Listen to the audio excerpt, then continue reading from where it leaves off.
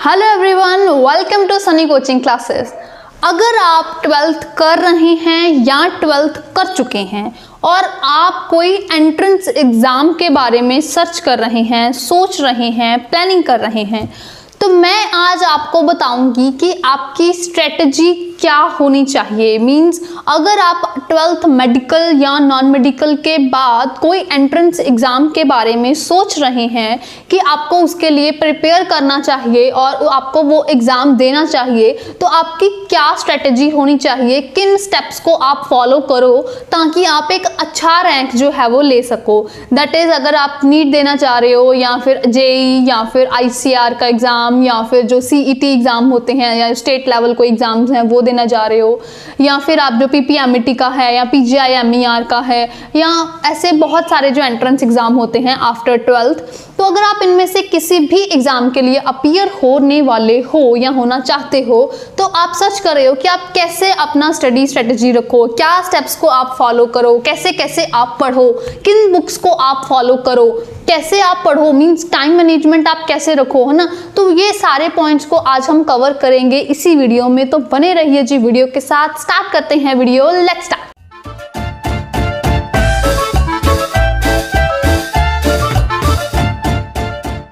हाँ जी, तो अगर आप कोई भी एग्ज़ाम दे रहे हो आफ्टर 12th, कोई भी एंट्रेंस एग्ज़ाम देना चाहते हो, तो अगर कोई भी एग्ज़ाम देना है तो सबसे पहला स्टेप आपका होता है कि आप प्रीवियस ईयर्स को एनालाइज कर लो। उससे क्या होएगा, आपका जो वे ऑफ थिंकिंग है ना वो बदल जाएगा।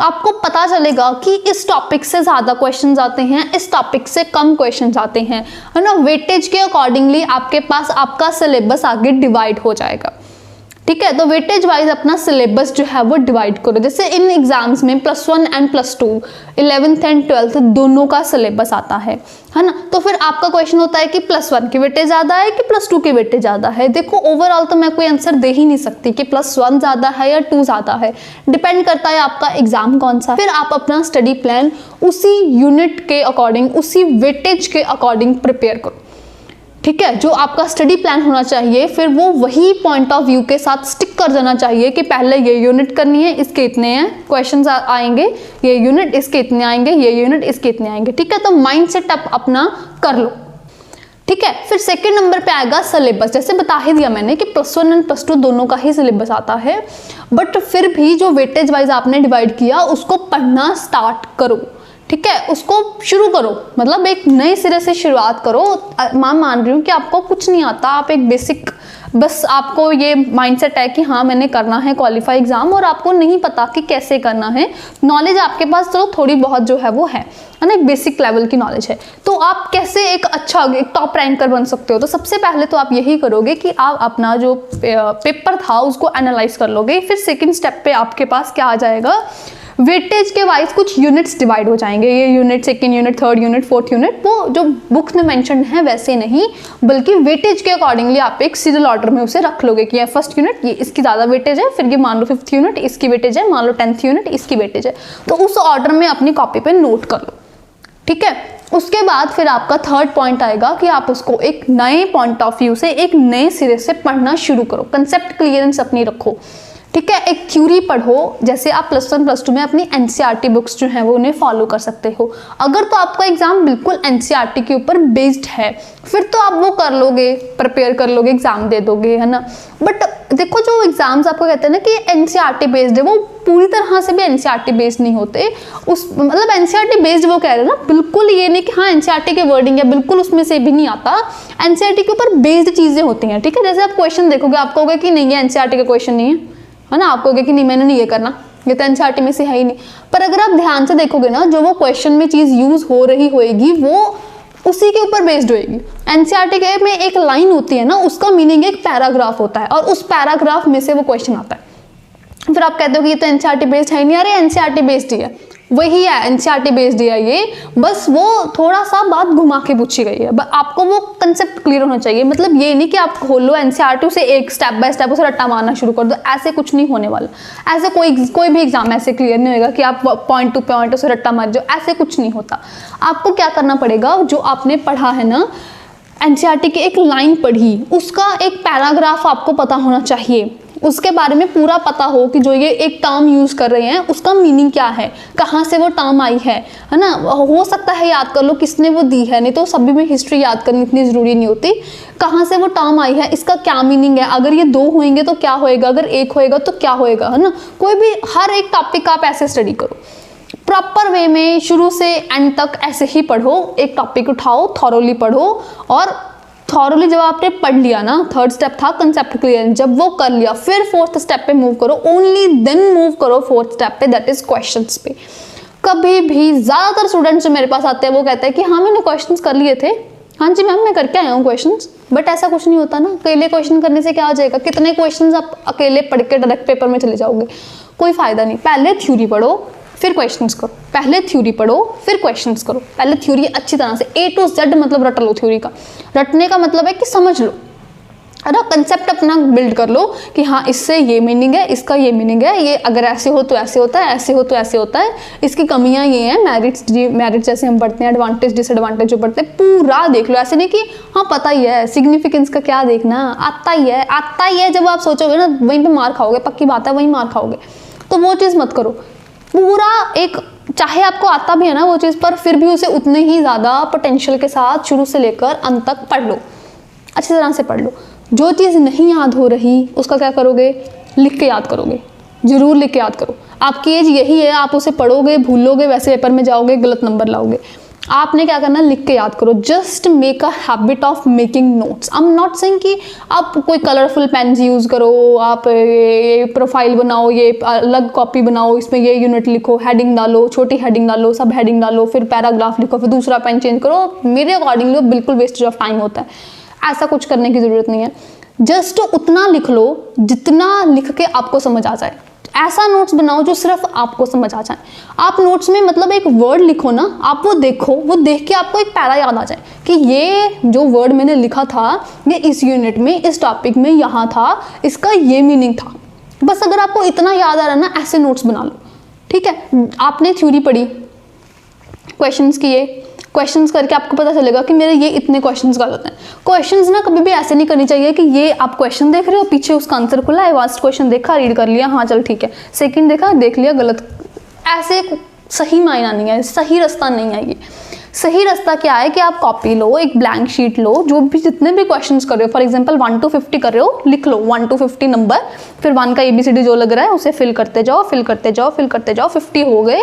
फिर उसके पीछे जो आंसर की है उसे खोल लो, उसे चेक करो कितने ठीक हैं कितने गलत हैं, वो सही रास्ता है। फिर जो उसमें से गलत क्वेश्चन है उन्हें मार्क करो, है ना। फिर उसे अपनी बुक में या जो जहाँ से भी आप कर रहे हो उसमें से देखो कि जैसे 12th क्वेश्चन गलत था, 15 गलत था, 20 गलत था, जो भी गलत है उसे देखो।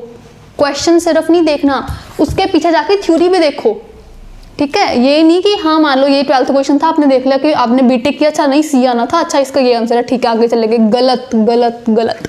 क्या करो, जो गलत है, 12th क्वेश्चन गलत है, जो भी वो टॉपिक था वो देखो कि क्यों गलत है। फॉर एग्जाम्पल आप किसी एनिमल का सिस्टम पढ़ रहे थे, आपका एक्सक्रीटरी सिस्टम का क्वेश्चन गलत हो गया, तो आप कहो कि हाँ अच्छा इसमें नेफ्रॉन, इसमें नेफ्रिडिया होते हैं, चल मैंने याद कर लिया। नो, गलत स्टेप है, पीछे जाओ, पढ़ो, वापस वो बुक खोलो जो जहाँ से पढ़ रहे थे, वापस खोलो, थ्योरी पढ़ो, थ्योरी में से जिस जो सिस्टम का गलत था, फॉर एग्जांपल एक्सक्रीटरी का गलत था, वापस से उस एनिमल के एक्सक्रीटरी सिस्टम खोलो, पढ़ो क्या गलती हुई, सारा पढ़ लो। एक पॉइंट गलत हुआ, सारा टॉपिक पढ़ लो।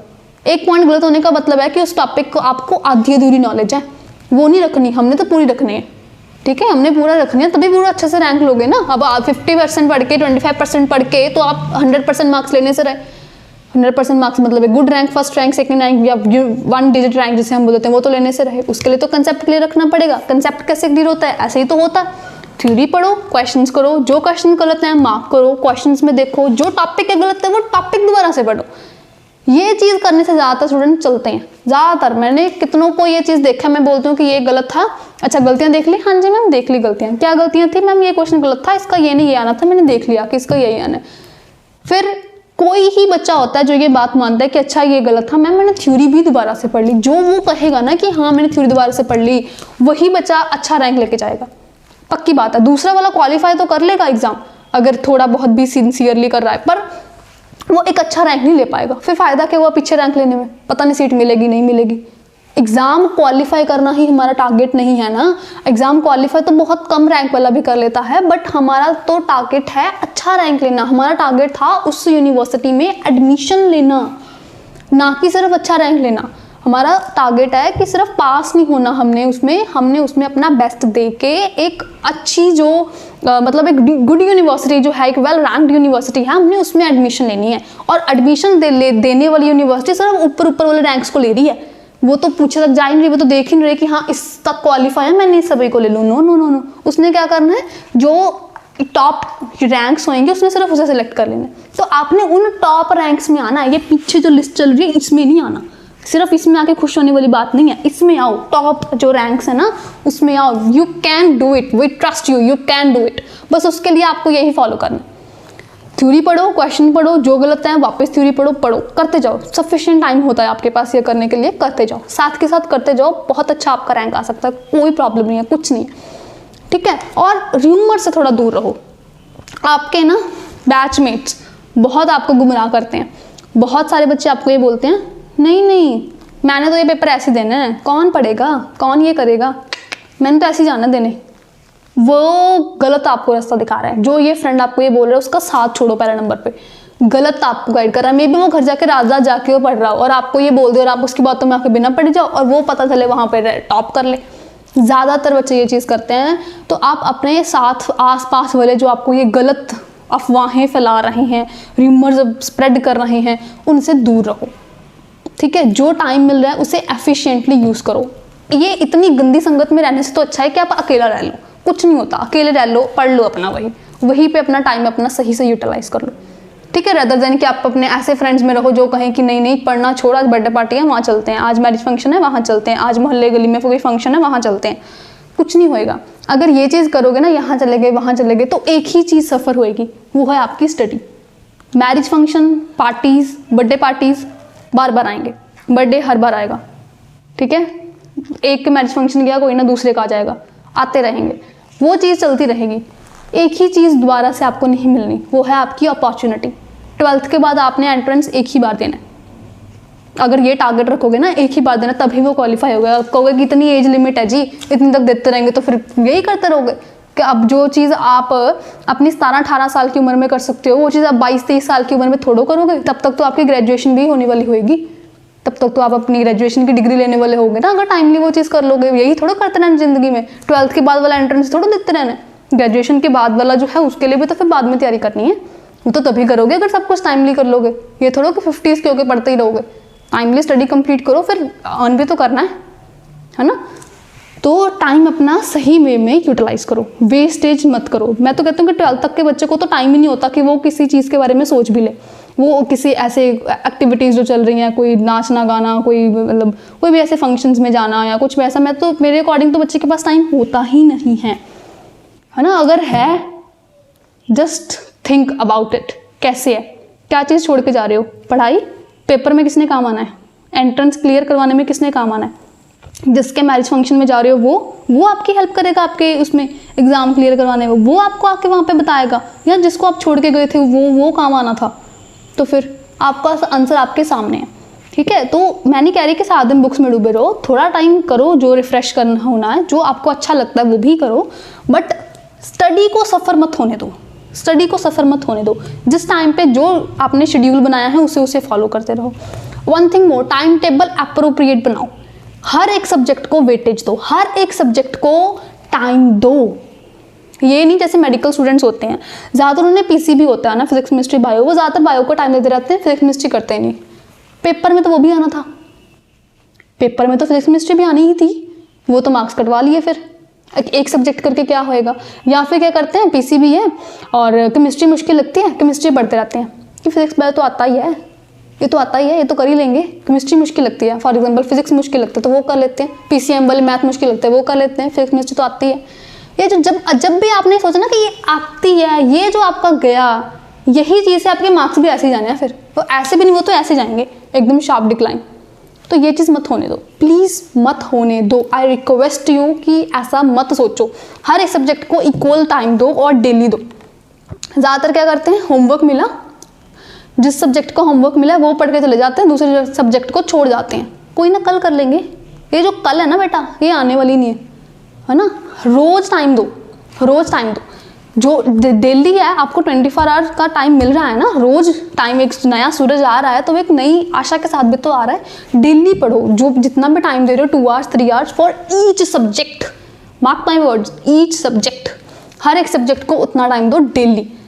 एज टाइम टेबल बनाते सभी हैं, जो फॉलो करता है ना वो अच्छा रैंक लेके जाता है। अकेला टाइम टेबल बनाने से कुछ नहीं होता, मल्टीपल टाइम टेबल बनाने से कुछ नहीं होता। एक टाइम टेबल बनाओ, stick to that time table, study carefully, अच्छी तरह से रेगुलरली पढ़ो। जो रिदम में रेगुलरली पढ़ता जाएगा ना वही अच्छा रैंक लेगा। देखो एंटर तो सभी करते हैं, रास्ते में जितना भी जाने 12th देंगे, 12th करेंगे, बोर्ड्स के बाद एक बार एंट्रेंस तो सभी देंगे ही देंगे, ये तो श्योर होता है, सभी देंगे। पर जो जैसे मेडिकल तो रख लेते हैं सभी ही, या नॉन मेडिकल रख लेते हैं सभी, पर जो उस रास्ते में सही से पास होएगा ना, जो विक्ट्री है वो तो उसे मिलनी है, जीत तो उसे मिलनी है। बाकी तो बस ऐसे निकल जाएंगे, इधर से आएंगे इधर से निकल जाएंगे, है ना, तो वो कोई फायदा नहीं है। रेगुलरली टाइम टेबल को फॉलो करो। तो हमारे पॉइंट्स कितने हो गए थे? 3-4 पॉइंट्स हो गए। थर्ड पॉइंट था कि आपने कंसेप्ट क्लियरेंस कर ली, फोर्थ पॉइंट था कि उस क्वेश्चंस कर लिए, वापस जो गलत था वो कर लिए, फिफ्थ पॉइंट था यही वाला कि जो अपना टाइम है वो सही मायने में मैनेज करो। ठीक है, आपने अपना जो हर चीज़ है ना उसको इक्वल वेटेज दो, इक्वली डिस्ट्रीब्यूशन करो अपने टाइम का, और सही वे में पढ़ो। ठीक है, टाइम टेबल खाली बनाने से कुछ नहीं होता, उसे फॉलो भी करो। जितना टाइम हर सब्जेक्ट को देना है, मेक श्योर आप डेली टाइम टेबल को उतना ही टाइम दो, मतलब हर सब्जेक्ट को डेली उतना ही टाइम दो। ये नहीं कि 3 घंटे मान लो आपने डिवाइड किए, 2 घंटे डिवाइड किए, 2 आवर्स आप कह रहे थे कि मैंने फिजिक्स को देने हैं, 2 ही केमिस्ट्री, 2 ही मैथ या जो भी है आपके पास उसको देने हैं। फिर आप एक दिन आपको फिजिक्स का काम ज़्यादा मिल गया, आपने फिजिक्स 4 घंटे पढ़ ली, केमिस्ट्री या मैथ में से कुछ किया ही नहीं, है ना। एक दिन मैथ या बायो का काम ज़्यादा मिल गया, वो ज़्यादा पढ़ ली, फिजिक्स या केमिस्ट्री में से कुछ किया ही नहीं। ऐसे नहीं होती स्टडी, तीनों को टाइम दो, इक्वल टाइम दो और तीनों को टाइम दो। बाकी डिपेंड करेगा कि आपका एग्जाम कौन सा है, उसमें वेटेज किसकी ज़्यादा है। अगर उसमें किसी एक सब्जेक्ट की ज़्यादा वेटेज है बाकी को कंपैरेटिवली, तो एक को ज़्यादा टाइम दे दो, बाकियों को कम दे दो। बट डेली पढ़ो, कोशिश करो हर सब्जेक्ट आप डेली पढ़ो, चाहे जितनी मर्जी उसकी वेटेज। छोड़ दोगे ना बेटा तो वो छोड़ ही जाएगी बात, वो निकल जाना है फिर। ठीक है, तो थ्योरी पढ़ ली, क्वेश्चंस पढ़ लिए, ऐसे कर कर आके आपका पूरा सिलेबस हो जाएगा, मान लो हो गया। फिर आपका जो 6th 5th या 6th पॉइंट जो भी हमारा बना वो आएगा mock test series. Full syllabus के क्वेश्चंस की प्रैक्टिस करो, जितनी ज़्यादा कर सकते हो करो। जैसे आप हमें ज्वाइन करते हो, है ना, हम आपको क्या करते हैं, क्वेश्चन थ्योरी अब सब अवेलेबल करवा देते हैं। थ्योरी आपको पढ़ाते हैं क्लासेस में, वो आपने पढ़ ली, वीकली टेस्ट लेते हैं, टेस्ट दे दिया, चलती जाएगी ये चीज़ जब तक कि आपका फुल सिलेबस नहीं हो जाता। हो गया यहाँ पे फुल सिलेबस। इसके बाद जो है ना, ये क्या है, ये मॉक टेस्ट सीरीज है। एक बारी शुरू किया, हर चैप्टर का करते गए, सिलेबस कंप्लीट, पेपर तो यहाँ है, ये गैप में क्या है, mock test series. Mock test series मतलब फुल सिलेबस के मिक्स्ड क्वेश्चंस की प्रैक्टिस करो। आपको वो जब फुल सिलेबस के क्वेश्चंस की प्रैक्टिस करोगे, आप खुद से एनालाइज करोगे ये चीज़ कि ये वाला मेरा जो पॉइंट है ना ये गलत है, यहाँ पर मैं मार खा रही हूँ, ये वाला मेरी जो यूनिट है ना ये मेरी अच्छे से प्रिपेयर नहीं है, ये वाला चीज़ मैंने अच्छे से नहीं करी, या मुझे याद नहीं आया, मुझे भूल रही है, वापस जाओ और पढ़ो। ठीक है, तो ये चीज़ करते जाओ। मॉक टेस्ट सीरीज भी प्रॉपरली अच्छे वे में करो। ऐसा नहीं जैसे मैंने कहा कि क्वेश्चन खुला पीछे आंसर खुला ऐसे देख लिया और वो आंसर कर लिया, नहीं ऐसे नहीं, पूरा अटेम्प्ट करो, चेक करो। आप मॉक टेस्ट सीरीज में ना आपको आपका रैंक पता चल जाता है कि आप कितना का स्कोर वाकई में करने वाले हो, आपको पता चल जाता है। चाहे आप दूसरों को जो मर्जी बोलो, सच्चाई में आपको पता चल जाता है कि हाँ आपके इतने आने वाले हैं। फिर अगर कम बन रहे हैं ना मार्क्स, तो अपने टीचर से कॉन्टैक्ट करो। जैसे आप हमें ज्वाइन करते हो तो आप हमें कॉन्टैक्ट करते हो कि मैम मेरे यहाँ पे मार्क्स कम है तो मैं क्या करूँ। फिर हम आपको बताते हैं कि आपका ये वाली यूनिट्स वीक है। पता क्या होता है, जब आप थ्योरी करके, क्वेश्चंस करके, वीकली टेस्ट दे के मॉक टेस्ट सीरीज कर रहे होते हो ना, जब आप मॉक टेस्ट सीरीज कर रहे होते हो तो हमें हमारे हर एक ईच एंड एवरी स्टूडेंट का पता होता है कि ये स्टूडेंट की ये स्ट्रेंथ है और ये वीकनेस है। हम कहते हैं कि कोई ना एक बार ये मॉक टेस्ट कर ले, फिर से बताते हैं। फिर वो जब स्टूडेंट मॉक टेस्ट कर लेता है, फिर हम या वो हमें कॉन्टैक्ट करता है, हम फिर उसे बताते हैं कि तेरी ये वीकनेस है बेटा, तो यहाँ मार खा रहा है ना, तूने पढ़ा तो सब अच्छे से, ये तो तुझे आता है पर तुझे ये नहीं आता, ये यूनिट्स नहीं आती, यही कम है तेरी, यही पढ़। फिर वो पढ़ के दोबारा से करेगा, डेफिनेटली उसका रैंक बनेगा। कैसे नहीं बनेगा, जब उसने मेहनत करी है ना। और मुझे ज़्यादातर स्टूडेंट बोलते हैं मैं टॉपर नहीं हूँ, तो मैं ये कैसे करूँ, मैं टॉपर नहीं हूँ। बेटा बॉर्न टॉपर तो कोई भी नहीं होता, जब बर्थ होता है तो टैग तो किसी के गले में भी नहीं साथ आता कि यस ये बच्चा टॉपर है, ये बच्चा पुअर है, ये बच्चा अच्छा नहीं है, ये ज़्यादा अच्छे से नहीं पढ़ सकता। टैग तो किसी को भी नहीं आया, आए तो सभी बर्थ लेके एक जैसे ही है ना। तो टॉपर तो बनना पड़ेगा। अगर नहीं भी हो टॉपर तो कौन बनाएगा? आप खुद ही तो हो जो अपने आप को डिग्रेड कर रहे हो। किसने कहा कि आप टॉपर नहीं हो? आपने खुद ने ही तो कहा है ना। नहीं है टॉपर तो क्या हुआ, बनो।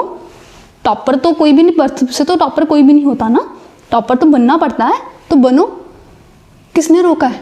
किसने रोक रखा है? सारे सोर्सेज हैं आपके पास, सब कुछ आपके पास है, तो पढ़ो। क्यों नहीं पढ़ना? क्या प्रॉब्लम है? जो प्रॉब्लम आ रही है कॉन्टैक्ट करो हमें, हम सॉल्व करने की कोशिश करेंगे, है ना। We will do our best कि कहाँ ये बच्चा मार खा रहा है, कहाँ पर ये मार्क्स नहीं ले पा रहा, हम बताएंगे, है ना। तो ये अच्छे से करो, सारा प्रॉपर क्राइटेरिया अपना एक सीरियल ऑर्डर में फॉलो करो, ठीक है। फुल सिलेबस क्वेश्चंस करो, फिर आपको पता चलेगा कि हाँ मेरे ये इतने बनते हैं या ऐसे बनते हैं। फिर उसके बाद पेपर कैसे अटैम्प्ट करना है, ये भी बहुत एक बड़ा क्वेश्चन मार्क होता है। How to attempt an exam, specially an entrance exam. क्योंकि एक स्टूडेंट है जो एक बोर्ड लेवल का पेपर दे रहा है, एक स्टूडेंट है जो एक एंट्रेंस लेवल का एग्जाम दे रहा है, दोनों में बहुत फ़र्क होता है। ज़मीन आसमान का मैं तो कहूँगी फ़र्क होता है। बोर्ड एग्जाम का पेपर देना इज़ अ सेपरेट थिंग, और एक एंट्रेंस एग्जाम को अटैम्प्ट करना इज़ यूनिक थिंग। देखो आप चाहे कहो कि आजकल तो बोर्ड एग्जाम्स में भी ऑब्जेक्टिव क्वेश्चंस आ रहे हैं, एंट्रेंस में भी ऑब्जेक्टिव क्वेश्चंस आ रहे हैं, बट लेवल तो चेक करो कितना फ़र्क होता है, कितना ज़्यादा फ़र्क होता है। एक बोर्ड एग्जाम में क्वेश्चन आ रहा है, एक एंट्रेंस एग्जाम में क्वेश्चन आ रहा है, बहुत ह्यूज डिफरेंस मिलेगा।